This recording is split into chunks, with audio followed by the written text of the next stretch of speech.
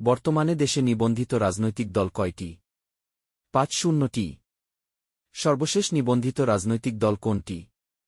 Bangladesh minority জনতা party. বর্তমানে বাংলাদেশের ভৌগোলিক নির্দেশক কয়টি? ৫-৫টি। বাংলাদেশের ৫তম ভৌগোলিক নির্দেশক কোনটি?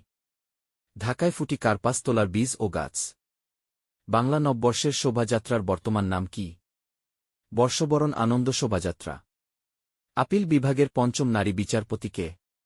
ফারাহ মাহবুব। বর্তমানে দেশে অত্যাবশ্যকীয় ওষুধ কয়টি? ২-৫টি। সম্প্রতি কোন দেশ বাংলাদেশ থেকে সেনা সদস্য নেওয়ার ঘোষণা দেয়? কাতার।